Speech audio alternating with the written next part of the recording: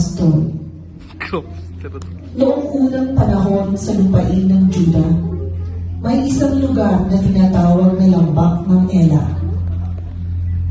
Dito naganap ang isa sa mga pinakatanyag na tagpo sa kasaysayan. Sa isang panig, nakahanay ang hukbo ng mga Filisteo. Mga mandirigmang mababangis at handang sumako. Sa kabilang bundok naman, nakatayo ang hukbo ng mga Israelita sa ilalim ni Haring Saul. Ngunit bakas sa kanilang mga mukha ang matinding takot at pangamba. Mabigat ang simoy ng hangin at tila tumitigil ang oras sa tuwing bababa ang higanteng si Goliath upang hamunin ang sino man na lumaban sa kanya. Si Goliath, ang kampyon ng mga Filisteo mula sa Gath, ay isang nakapangingilabot na tanawin. Siya ay isang tunay na higante. May taas na tinatayang halos 3 metro. Sa tabi ng isang karaniwang sundalo, siya ay mistulang isang matayog na tore na nagbabanta sa sino mang humarang sa kanya. Ang lambak na ito ang magiging saksi sa isang labanang hindi idadaan sa dami ng sundalo, kundi sa tibay ng loob at pananampalataya.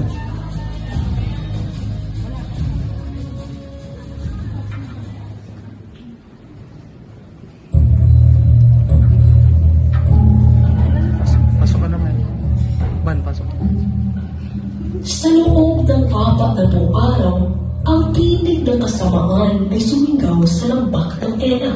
Ang dambuhalang si Goliath ay araw-araw na humahabol at ang buong hukbo ng Israel ay napapalok ng takot.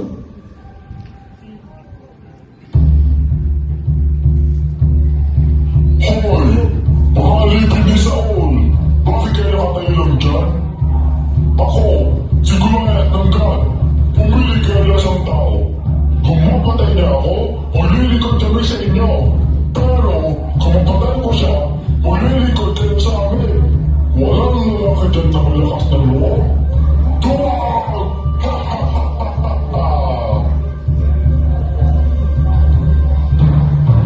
Panginoon kong hari, sino po ba ang lalaban? Wala kaming sino man na kasing laki niya. Nagbabalak kayo ang kamatayan. Kung sino man ang papatay sa kanya, gagawin ko siyang mayaman at ibibigay ko ang aking anak na babae sa kanya. Ngunit, sino? Sino? Magandang araw po, mga kapatid.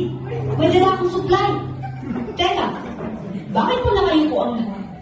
Anong ingay yan? Ikaw ba si David? Umalis ka na, bata.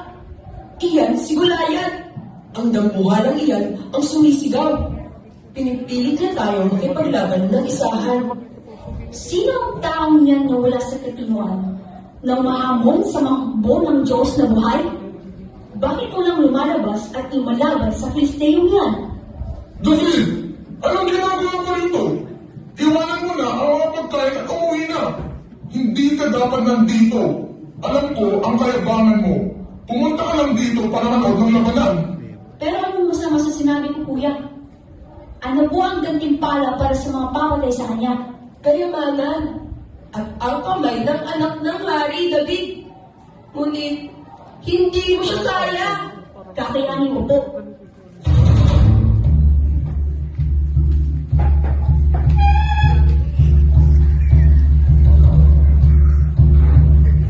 Dinala si David sa harapan ng hari at doon, ibinunyag niya ang kanyang pananampalataya. Haring Saul, hayaan niyo po ako. Lalabanan ko ang Filisteyong yan. David, hindi mo magagawa. Bata ka pa. Siya ay binasara sa digmaan simula nang siya musmus pa. Mahal na hari, ako po ay pastol ng tupa.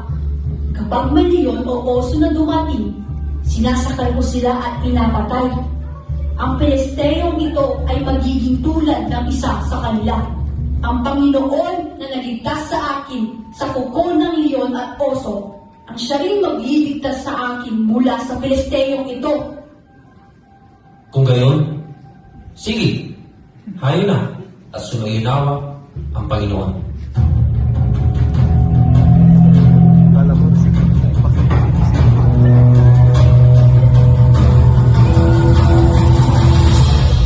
Sinubukan ni David ang baluti ni Saul, ngunit hindi siya makagalaw. Hindi ko po ito masusuot. Hindi po ako sanay.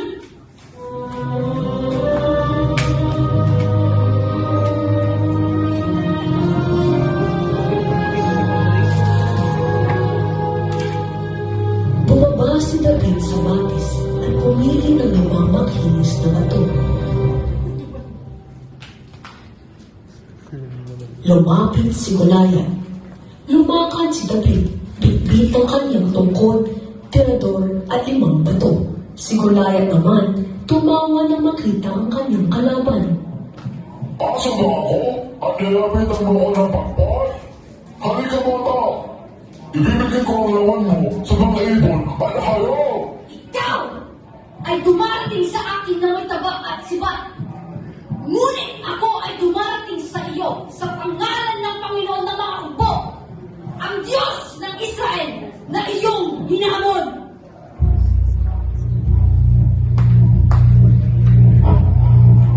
Sa araw na ito, ibibigay ka ng Panginoon sa aking kamay at pupugutan kita ng ulo. Malaman ng buong mundo na may Diyos sa Israel, hindi sa pamamagitan ng taba o sibat nagliligtas ang Panginoon, sapagkat sa Panginoon ang labanan.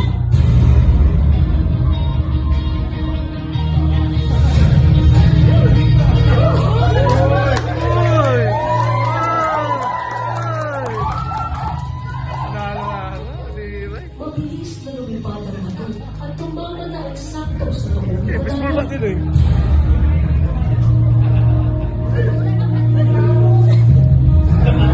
May ulat pa. Bumabagsak na siya, ang higante.